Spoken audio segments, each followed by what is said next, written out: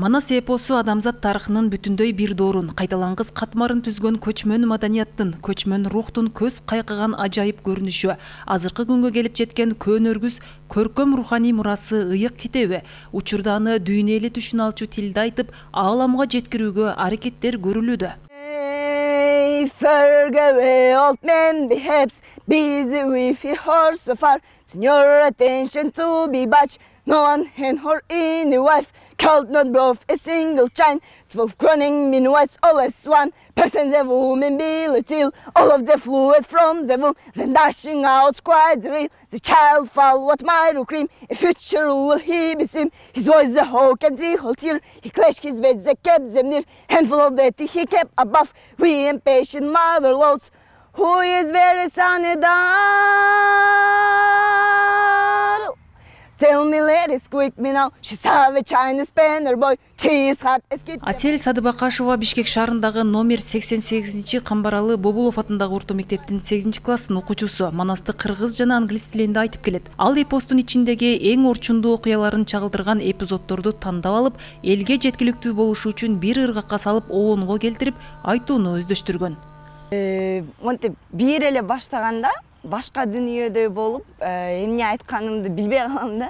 Анан ошон үчүн мени тартып алдыңарбы, мен эмне деп айттым, кандай айттым деп сурайм да, потому что мага сезилбейт кандай айтканым.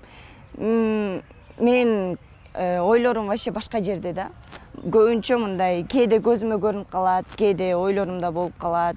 Асель Манасты бир гана уул балдар эле эмес, кыз балдар дагы мыкты айтарын далилдегиси келет. Эң алгач Манасты шаар ичиндеги мектептер аралык өткөрүлгөн конкурстарга катышуу үчүн жаттаган. Учурда республикалык сынактарга катышып, байгелүү орундарды камсыздап келет.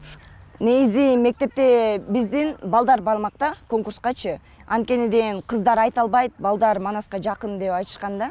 Анан кийин балдар Манасты жаттабай койгондо, айла жок мени алып кетишкен. Не болсо ошо болсун депчи. Эң биринчи даярдыкта мага текстти 3 күндө жатта деп берген. Ошо жаттап туруп айтып бергенде, макул сен барасың деген.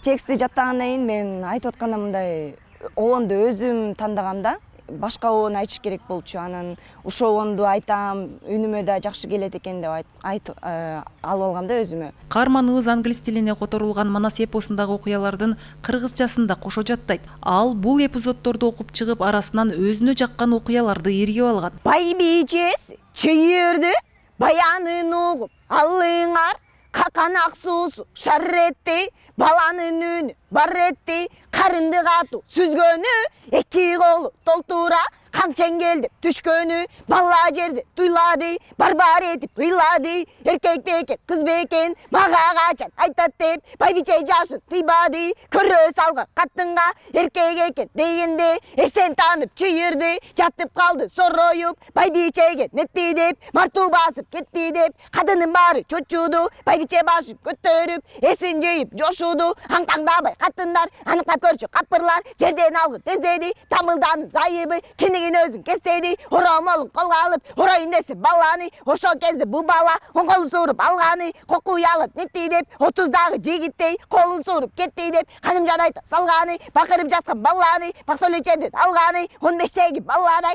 көтөргөндө салмагы, берген экен кудайым, берекелүү баланы, көзү каткан бактөөлөт, көтөрүп алганы, үч карынайды уудалап, озандыра салганы, баланы алып чыйырды, оңганчегин салганда, дегенде сүт чыкты, экинчисин салганда, эмчегине кан чыкты, чыдай албай ошондо, байбичедин жан чыкты, айылдагы адамдар абыр-дабыр ат минип, адыра чапты аңталап, бажыгып кайда кетти деп, баары жүрөт бакырып, килиңе басып сулайка, өз үйүнө барыптыр, үтүрөйү ак балта, үйдө отуруп алыптыр, көрө сала сулайка, обедеп чочуп калыптыр, дүнүйөгө тойдуңбу, сүйүнчүңө бай жакып, кыркарбозду байлаган, кырчылкыдан бир далбай, канешиң шорун кайнаган, акырайы ак балта, кадынын карап калыптыр, кара баскан сулайка, карасаңчы кудайды, тоюнбаган топпор бар, кудалап жүргөн кулар бар, мал көрбөгөн жакыр бар, айдай жүргөн зөкүр бар, королоштурган коңшу бар, кое бумага ушулар, барбадым да албадым, азыр атка мингенге, келбейт менин дарманым, канча күндө шол жакта караалашып жүрөсүң, кана сенин алганың, мына менин олжом деп, келечек бир чепкен сулакка жерге салганы, барбак болду ак балта, барбаймын деп айта албай, байланып турган көк чолок,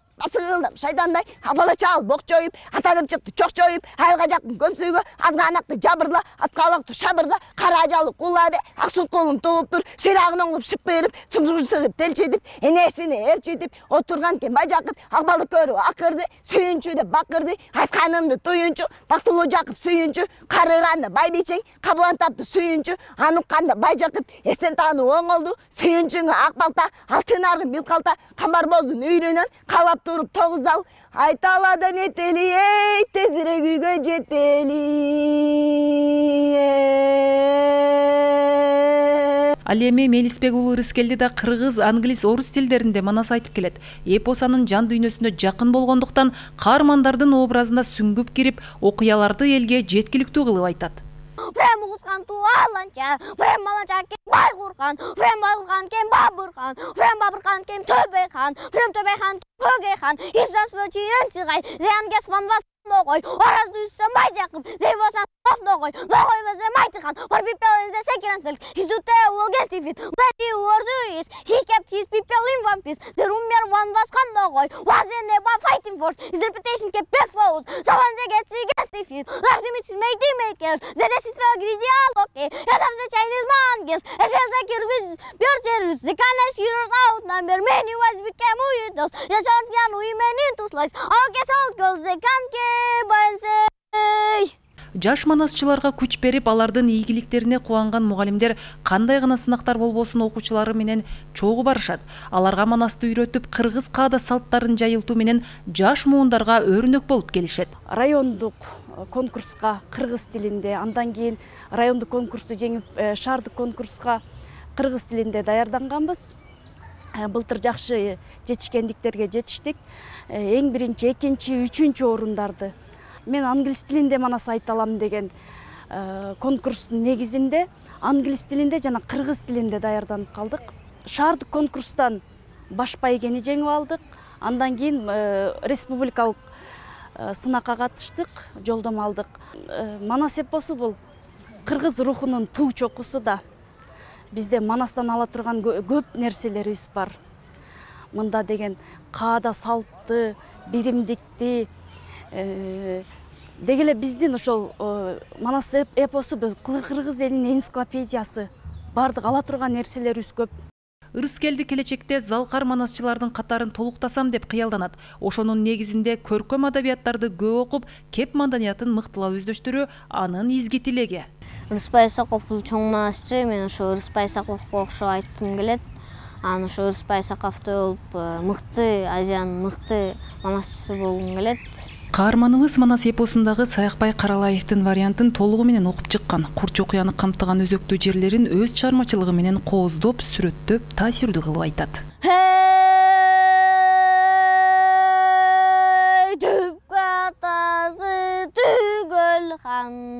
Төбүнөн кыдырдарыган,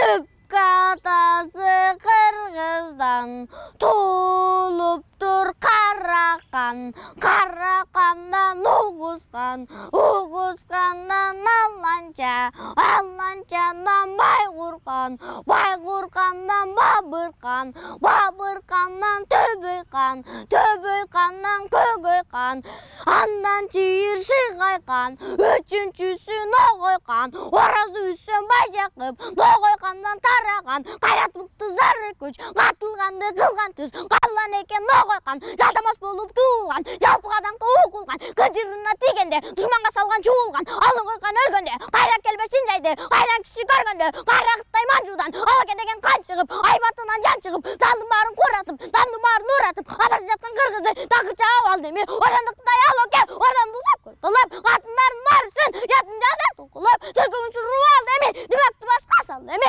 газы жок каңгып карайлап, талон балда кайранер, адырдагы жылкысын алаке тип кетти эми, кородогу малдарын токтотпой айдап өттү эми, калган калың кыргызга кыйын мүшкүл салганы, кыйла жанды кырды эми, кызарын олжо кылды эми, кайра тушун байлады, карма болуп жайлады, ардан калган балдарын жана кулкулап алганы, эрки жаткан кыргыздын ошинтип шаары кайнады, журттун баары чабылып, өлөйүн деп өлө албай, өкүмү жак курган журт мүшкүл болду ушундай.